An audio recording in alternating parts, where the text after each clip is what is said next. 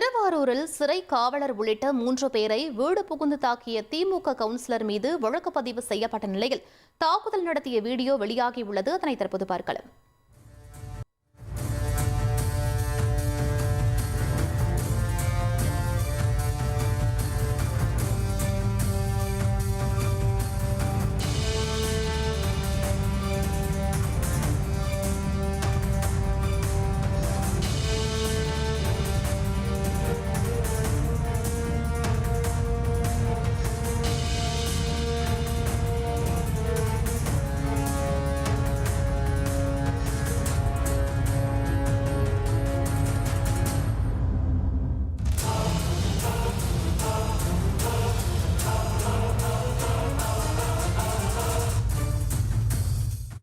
கூடுதல் விவரங்களை எமது செய்தியாளர் சதீஷ் முருகன் வழங்க கேட்கலாம்.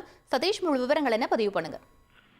வணக்கம். திருவாரூர் மாவட்டத்தில் திமுக கவுன்சிலர் வைத்த பேனரை அகற்றக்கோரி முறையிட்ட இளைஞர் மீது திமுக கவுன்சிலர் உள்ளிட்ட ஆதரவாளர்கள் தாக்குதல் நடத்திய காட்சி என்பது வெளியாகி பரபரப்பை ஏற்படுத்தியிருக்கிறது. இந்த விவகாரத்தில் சிறை காவலர் உட்பட ஒருவர் தாக்கப்பட்டிருக்கிறார். குறிப்பாக சொல்ல வேண்டும் என்றால் திருவாரூர் நகராட்சிக்கு உட்பட்ட 30வது வார்டு கட்டபொம்மன் தெருவை சேர்ந்தவர் கிஷோர்.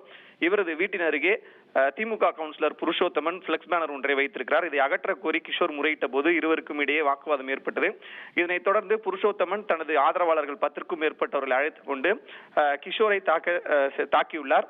இந்த தாக்குதலின் போது கிஷோரினுடைய நண்பர்கள் இளங்கோ மற்றும் சிறை காவலர் ஒருவர் விக்னேஷ், சிறை காவலர் இளங்கோ மற்றும் விக்னேஷ் ஆகியோரும் இருந்துள்ளனர்.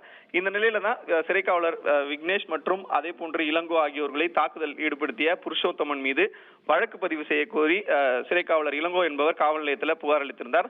இந்த அடிப்படையில புருஷோத்தமன் உள்ளிட்ட அவரது ஆதரவாளர்கள், அதாவது புருஷோத்தமன், அவரது மகன் ராகுல் உள்ளிட்ட 11 பேர் மீது திருவாரூர் தாலுகா காவல்துறையினர் வழக்கு பதிவு செய்திருந்தனர். அதே போல புருஷோத்தமன் அவர் அளித்திருந்த புகாரின் அடிப்படையில் அவர் வன்கொடுமை தடுப்பு சட்டத்தின் கீழ் அந்த புகார் அளித்திருந்தார். அந்த அடிப்படையில் கிஷோர், சிறை காவலர் இளங்கோ மற்றும் அவரது நண்பர் விக்னேஷ் ஆகிய 3 பேர் மீது வழக்கு பதிவு வன்கொடுமை தடுப்பு சட்டத்தின் கீழ் பதிவு செய்யப்பட்டிருக்கிறது. 2 தரப்பினரும் மோதிக்கொண்ட சம்பவத்தில் 2 தரப்பினர் மீதும் வழக்கு பதிவு செய்யப்பட்ட சம்பவம் பெரும் பரபரப்பை ஏற்படுத்தியிருக்கிறது. குறிப்பாக திமுக கவுன்சிலர் புருஷோத்தமன் என்பவர் அவர் ஆதரவாளர்களை வைத்து அங்கு தாக்குதல் நடத்தக்கூடிய காட்சிகள் தற்பொழுது வெளியாகி சமூக வலைதளங்கள் வெளியாகி பெரும் பரபரப்பை ஏற்படுத்தியிருக்கிறது. விவரங்களுக்கு நன்றி சதீஷ்.